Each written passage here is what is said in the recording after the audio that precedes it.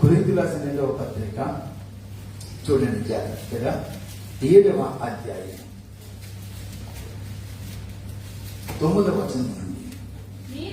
మీరు దుఃఖపడితిరని సంతోషించుట లేదు గాని మీరు దుఃఖపడి మారు మనసు పొందితిరని ఇప్పుడు సంతోషించుచున్నాను.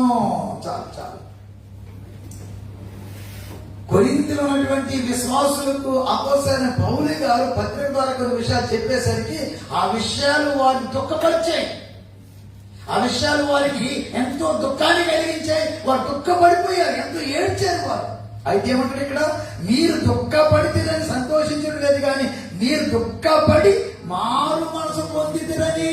మీరు దుఃఖపడి ఏం పొందారు? వారు చెప్పండి, ఏం పొందారు? దుఃఖపడితే ఏమి రావాలి? మనకి మారు మనసు రావాలి. దుఃఖపడితే మారు మనసు పొందాలి. ఇది మళ్ళీ అక్కడ వెళ్ళిపోతుంది. మారు మనసు అడిగారు. అక్కడ పశ్చాత్తాపము, దుఃఖం, పశ్చాత్తాపమే మనం చూసాము. ఇక్కడ దుఃఖపడినటువంటి వానికి ఏమి కలగాలంటాడు? మారు మనసు కలగాలి. అంటే నీ మనసు మారాలి. మీరు, నేను, అనేక మంది చెప్పండి, మనసు మారాలి, మారాలి, మారాలి. మనసులోకి రావాలి మార్పు. ఎక్కడ రావాలి మార్పు? చెప్పండి.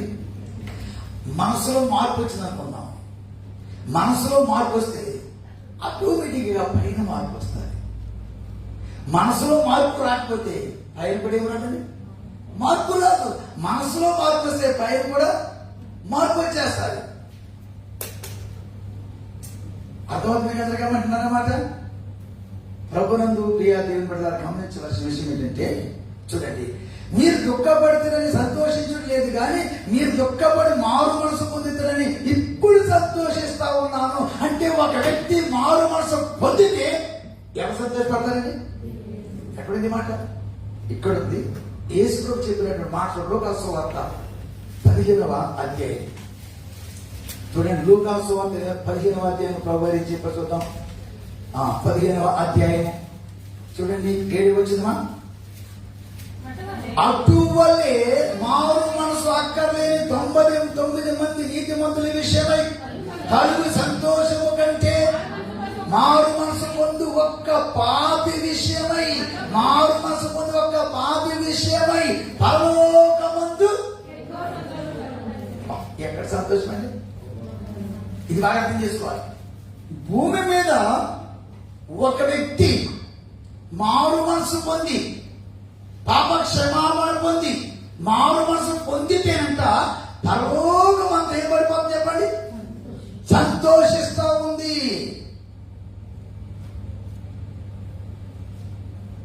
పరలోకం సంతోషించింది ఎప్పుడండి? ఎప్పుడేమా? భూమి మీద ఒక పాపి మారు మనసు పొందినప్పుడు పరలోకం ఏం చేస్తుంది? ఎంత అద్భుతమైంది. నేను అన్య కుటుంబంలో పుట్టాను, అన్నిటిగానే పెరిగాను. అటువంటిది నేను ప్రభు యేసుక్రీస్తు వారిని ఎరిగి యేసు ప్రభుని నా సురక్షితంగా, సొంత రక్షకునిగా నేను అంగీకరించి నా యేసుక్రీస్తు వారి యొక్క పాపముల దగ్గర నా గత పాపములన్నీ ఒప్పుకుంటూ పశ్చాత్తాపము చెంది నేను కన్నీరు కాచి ఆయన పాదాలు పడుకుతుంటే ఆ రోజు పరలోకం ఏమేం చెప్పండి? సంతోషించి, పరలోకం అంత సంతోషించి దేవుని ఆయన కృపను గ్రహించాడు. దేవుని యొక్క కృపను పొందుకోగలిగాను, దేవుని అభిషేకం పొందుకోగలిగాను, దేవుని ఆత్మచేత నింపబడగలిగాను. దేవుని యొక్క పనిముట్టిగా మార్చబడటానికి దేవుడు నాకు అట్టి అవకాశాన్ని కల్పించాడు. అందుకు దేవుని నామానికి మహిమ కలుగును గాక. హల్లెలూయా. అందుకే ఏమంటే ఇక్కడ ఈ భూమి మీద మారు మనసు అక్కర్లేని 99 మంది నీతిమంతుల విషయమే కలిగి సంతోషము కంటే ఏంటి మాట?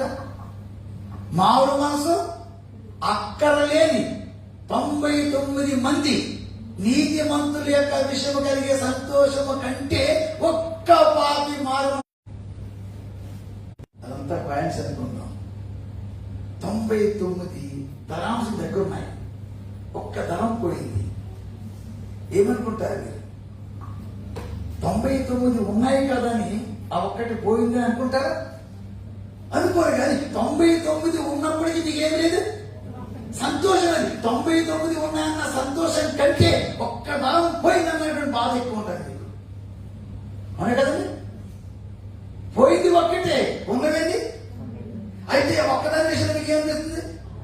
ఒక్కదాని వల్ల మీరు బాధపడతారు. అందుకే నా ఏసీ చెప్పండి, ఓ ఏ మనిషినికైనా సరే, ఏ మనిషికైనా 100 గొర్రెలు ఉండగా వాటిలో ఒక్క గొర్రె తప్పిపోతే అతడు 99 అరణ్యములు విడిచిపెట్టి ఆ తప్పిపోయిన ఒక్కదాని విషయమే వెతకడానికి వెళ్ళడా అని చెప్పాడు. ఒకవేళ వెళ్ళగా వెతికి దొరికితే కనుక దానిని తీసుకొచ్చాక అతడు భుజాల మీద వేసుకుని, అయ్యో నేనేదైతే పోగొట్టుకున్నానో ఆ గొర్రె నాకు దొరికింది, రండి అని తన స్నేహితులందరూ తినిపించాక వారందరూ ఏం చేస్తాను చెప్తున్న వాక్యంలోనే సంతోషిస్తాడు.